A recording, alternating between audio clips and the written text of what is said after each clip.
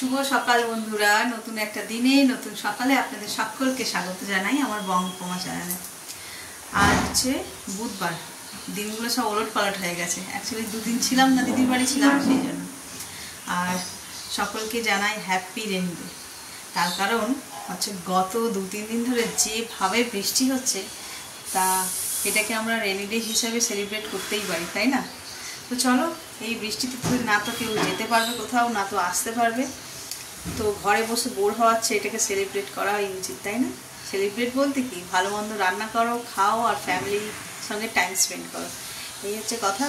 গেছি বাজার ভিজে ভিজে, দেখি কি নিয়ে আসে। আর এদিকে আমি ভাত, ডাল এগুলো তো সব বসিয়ে দিয়েছি। এবার বাকি কী রান্না একটু বলেছে পুঁই শাক আনতে, যদি পায়। এই বৃষ্টিতে জানি না পাবে কিনা।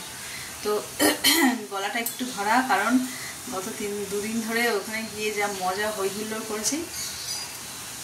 আর আর কি ব্লগ যাবে বার্থডেতে তাও জানি না।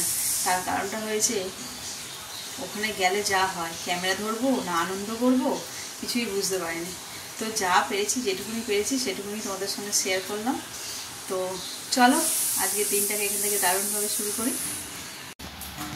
বৃষ্টি পড়ছে, কিন্তু কাজ তো বন্ধ থাকলে হবে না। যাচ্ছি ছাদে, এই গামলা আর ছাতা, দেখি ফুলগুলো পাড়া যায় কিনা। বাবারে, ফুল তো অনেক হয়েছে। দেখছো, এই ঘন্টা জবা, তারপরে এমনি জবা, টগর ফুল। এদিকে দেখি, চলো দেখি ফুলগুলো পাড়ার চেষ্টা করি। ছাতা নিয়েই করতে হবে।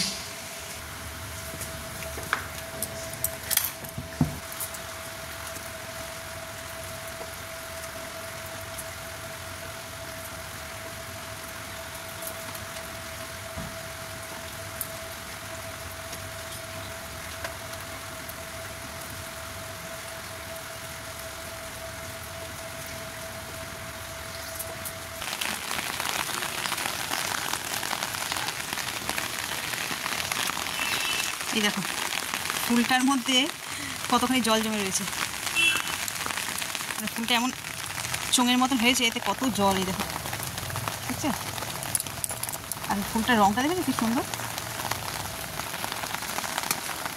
আজকে সব বড় ফুলগুলো হয়েছে। এই দেখো, এই একটা পঞ্চমুখী, অনেকগুলো কালার আমাদের বাড়িতে।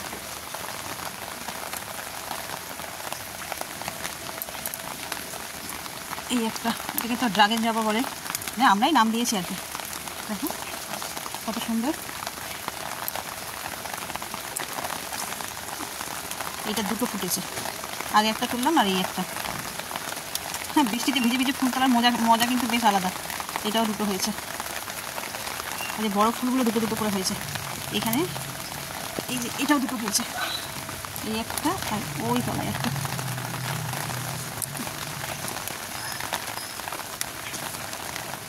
দেখো এর কালারটা কি সুন্দর।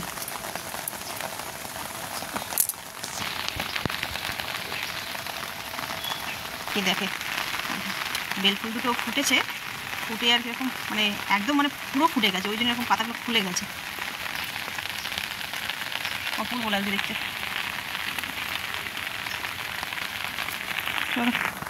বাজারে একটু ফুলের দাম আগুন হয়ে গেল। এই যে বৃষ্টি পড়লো কটা দিন, যাই ফুল নিতে যাবে তাই বলে দাম বেশি, দাম বেড়ে গেছে। তাই বলে কি আর ভগবানের পুজো বন্ধ যাবে? আর তারপরে তো আমাদের গাছের ফুল আছেই।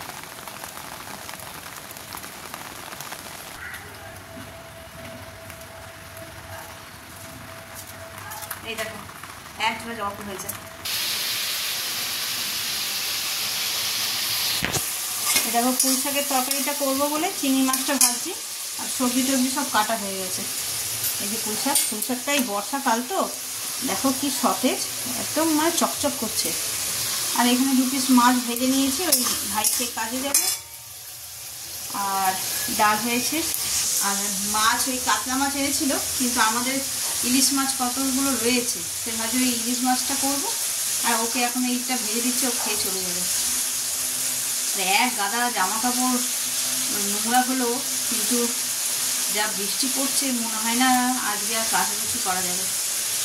তো সেই দেখি কবে রোদ্দুর বেরোয়। আর এই বর্ষাকালের চাতক পাখির মতন রোদের আশা তাকিয়েছি। যদিও চাতক পাখি জলের জন্য তাকিয়ে থাকে, আমরা রোদের জন্য তাকিয়ে আছি। তো চলো, দিদির বাড়িতে তো গিয়ে বেশ 2 দিন আনন্দ হই হই করে কাটিয়েছি। আজই যেন ভালো লাগে না একা একা। ওখানে সব মানে এক জঙ্গলের মধ্যে ছিলাম, তো এত আনন্দ হয়েছে, এত হই হই হয়েছে, কারণ ফাঁকা ঘরে যেন বড্ড বোর লাগছে, কিছু যেন করতে ইচ্ছে করছে না। খালি মানে চুপ করে বসে থাকলে ওই কথাগুলো মনে পড়ছে। এরকমটা মনে হয় সবার সঙ্গেই হয়, ওদেরও হচ্ছে। দিদির 2বার ফোন করা হয়ে গেছে। তো চলো রান্নাটা সেরে নিই। সারাদিন বৃষ্টি হচ্ছে, কাজ করতে ইচ্ছাই করছে না, এমন বৃষ্টি হচ্ছে। একবার ছাদে কাপড় মেলার জন্য যাচ্ছি, আবার আসছি, এই করে করে কত সময় নষ্ট হয়ে গেল। এত বৃষ্টি বললে ভালো লাগে, মনে বেশ পেঁয়াজি নিয়ে আর বসে পড়ি। চলো রান্না সকালেই বললাম, এই যে এখানে পুঁই শাকের তরকারিটা করেছি চিংড়ি মাছ দিয়ে। আর এটাও চিংড়ি মাছ আছে, এটা কাটিয়ে রেখেছি, এইটাতে আবার ওই ইলিশ মাছের মাথাটা দেবো বলে। এই যে এখানে মাছের ঝাল হবে এখন। এখানে ইলিশ মাছের 2-1 পিস ছিল, ওটাকে এখন একটু ঝাল করে নেবো। আর এই মাথাটা এই চচ্চড়ির মধ্যে দিয়ে দেবো, তাহলে একটুখানি চচ্চড়ির মধ্যে দিয়ে দেবো। আর সকলে যেহেতু মাথা দিয়ে খাবে না, তাই চিংড়ি মাছ দিয়ে একটু আলাদা করে রেখেছি। চলো এই তো ছিল। আর রান্নাবান্না আজকে তেমন কিছু নেই। রাতের দিকে করব হচ্ছে যে সোয়াবিনের কোপ্তা।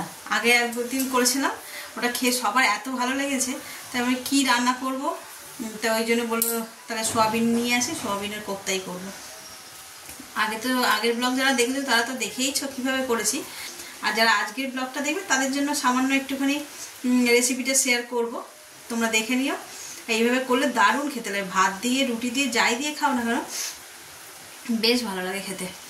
তো চলো রান্নাটা করি, আর এই ইলিশ মাছের ঝালটা করব। আর কি বলবো, বারবারই একই কথাই বলবো, কালকের দিনের কথা, আর কিছু বলার নেই। আমার আনন্দ দেখে বুঝতেই পারছো যে আমরা কত আনন্দ করেছি ওখানে। তো চলো রান্নাটা করে নিই, সেই আনন্দ এইসব ভেবেই আরও দেরি হয়ে যাচ্ছে। তার মধ্যে তো সারাক্ষণ বৃষ্টি। তোমাদের কার বাড়িতে মানে কার এলাকায় বৃষ্টি হচ্ছে একটু কমেন্ট করে জানিও। অঝোর ধারায় মানে ঝরছে আর কি, শ্রাবণের ধারা বলে সেই। এমন কিছু জোরে বৃষ্টি হচ্ছে তা নয়, কিন্তু যেটুকুনি হচ্ছে লোক মোটামুটি ঘর দিয়ে বেরোতে চাইছে না। রাস্তাঘাট জলে কাদায় না প্যাচ অবস্থা। এখন বৃষ্টিটা হয়ে যাচ্ছে ভালো, পুজোর সময় যেন না হয়, ওটাই আর কি। এরকমভাবে যদি বৃষ্টি হয় পুজোর সময়, প্রত্যেক বছর তো কলকাতাতে হয়, তাহলে এত যে হয়ে যাচ্ছে বাবা, আর পুজোর সময় যেন না হয়, তার একটু শান্তি করে ঠাকুর দেখা যায়, এই আর কি। তো চলো রান্নাটা করি।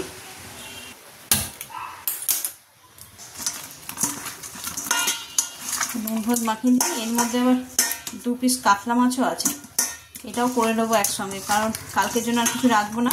কালকে হচ্ছে গুরু পূর্ণিমা, না আমার দীক্ষা নেওয়া হয়নি ঠিকই, ওই মা ভাই ওরা গুরু দীক্ষা নিয়েছে, ওদের হচ্ছে যে করবে কালকে নিরামিষ। কালকে আর কিছু ঠেকাঠেকি যাতে না হয়, এই করে নেবো, নিয়ে এবেলা ওবেলা করে খেয়ে মোটামুটি এই জিনিসপত্র সব শেষ করে দেবো।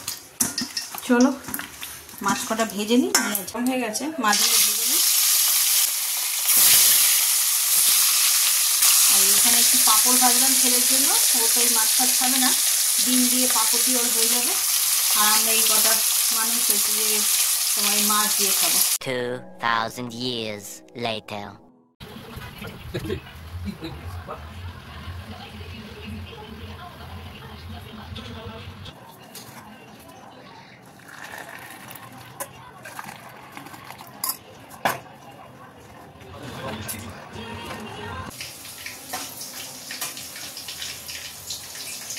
এই যে সন্ধ্যেবেলায় চলে এসেছি রান্নাঘরে, দেখলে তো চা করে নিয়েছি।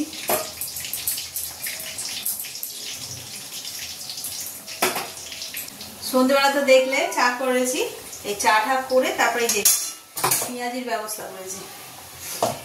যা বৃষ্টি, কেউ আর বেরোতে চাইছে না যে কিছু টিফিন নিয়ে আসবে বলে, তাই বলছি যে তাহলে পেঁয়াজ আছে ঘরে, একটু পেঁয়াজই করি। এই তেলে ভাজাই তো মানে বেস্ট আর কি বর্ষার দিনে। মুড়ি, তেলে ভাজা, চা একবার খেয়েছে আর একবার হবে। আর এই যে সোয়াবিন সিদ্ধ করে রেখেছি, এটাকে দেখি একটু ওই কোপ্তাকারি বানাবো। আগের দিনে সবাই এত ভালো খেয়েছে, আমি দেখি আগে এই পেঁয়াজিটা ভেজে আর কি মুড়ি খাওয়া হয়ে যায়, তারপরে করবো, তোমাদের সঙ্গে শেয়ার করবো। বললাম এর আগের ব্লগেও বলেছি, মানে এর আগের ব্লগেও দেখিয়েছি আর কি, তাও অল্পর উপরে শর্টকাটে দেখাবো কিভাবে করি।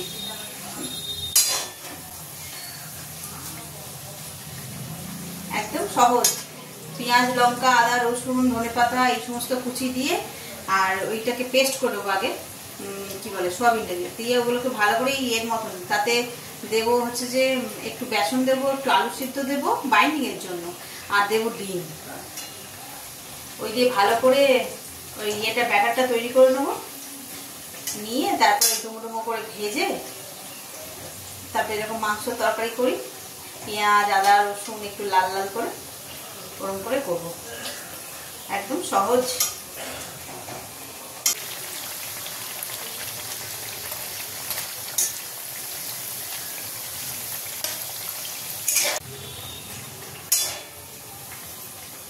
আজকে এখানে বসে নিজে পেঁয়াজ ভাজছি, এত মনটা সেই পড়ে রয়েছে দিদির বাড়িতে। ওদের ওখানে তো আমতলায় ঠিক এরকম বড় সাইজের আলুর চপ, আর এত টেস্টি, মানে দুবেলা করে ওদের ওখানে সকালেও বিক্রি হয়, দুবেলা করে ওই আলুর চপ খেয়েছি। সেই বলছে আজকে নিজে ভেজে খাচ্ছি এখন পেঁয়াজি, আর ওখানে ছিলাম দুদিন ধরে, দুবেলা করে মুড়ি। ওটা একটু গ্রাম্য মতন জায়গা, যেখানে মানে মুড়িটাই বেশি চলে। ব্রেকফাস্টেও জিভে জল চলে আসছে, ব্রেকফাস্টেও মুড়ি হয়, আর সন্ধ্যেবেলাতে তো সেখানে মুড়ি খায়। সে এক আধ দিন হেরফের হয়, কিন্তু অত লোকের মাঝখানে তো যে বানিয়ে কিছু টিফিন খাবো তার ব্যাপার নেই। ওই মুড়ি, চপ, চানাচুর, আলু ভাজা কিংবা আলুর দম এইসব বানিয়ে বানিয়ে। চলো এক কড়া মানে কি অনেকগুলো হয়ে গেছে। আর এতে একটু চাল বাটা দিয়ে, মানে চালের গুঁড়ো দিয়েছি, আরো ক্রাঞ্চি হয়েছে, থালায় ভেজে টং টং করে আওয়াজ হচ্ছে। চলো দিয়ে দিই। এই দেখো কোপ্তাগুলো এখানে ভেজে নিচ্ছি। আজকের কোপ্তাগুলো খুব সুন্দর হয়েছে, এটাই শেষ নয়, এই যে এখানে আরো রয়েছে, এগুলোও ভাজবো। ভেজে নিয়ে তারপর তোমাদের সঙ্গে শেয়ার করবো কীভাবে মশলাটা তৈরি করি, এই গ্রেভিটা আর কি। খুবই সহজ, বললাম তখন মাংসের মতন করে। চলো তাহলে এগুলো ভেজে নিই।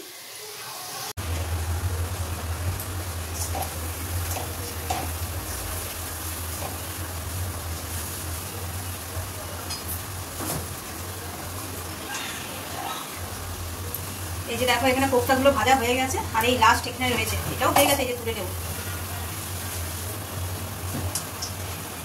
ভাজতেই একটু সময়, এবার মশলা কষা হয়ে গেলে দিয়ে দিলে আর বেশি সময় লাগে না।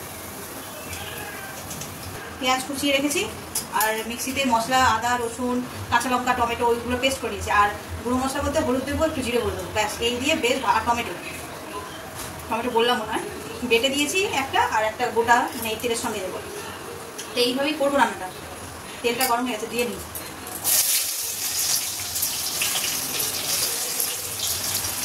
পৌনে 10টা বেজে গেছে, ভাজতেই একটু সময়টা লাগে, মশলা কষা হয়ে গেলে বেশি সময়। আর এটা তো বেশি ফোটানোর দরকারও নেই, মশলাটা কষা নিয়ে দরকার। পেঁয়াজের মধ্যে আগে একটু নুন দিয়ে চাল চট করে সিদ্ধ হয়ে যাবে, মশলাটা তাতেই কষা হয়ে যাবে।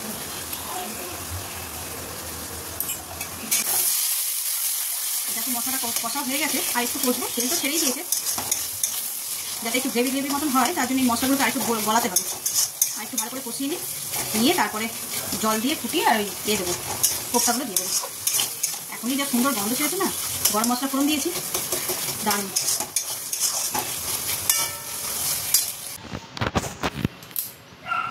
এই দেখো কোপ্তা কারি একদম রেডি। অল্প একটুখানি ঝোল মতন মনে হচ্ছে, কিন্তু করব এটা একটুখানি থাকলে যদি শোক করে নেয় না বড়াগুলো, এই কোপ্তাগুলো, ওই জন্য। তারপর কি বেশি ঝোল নেই। চলো এটা তো ডান, ব্যাস। রাত্রেবেলায় শুধু রুটি দিয়ে খাওয়ার পালা। চলো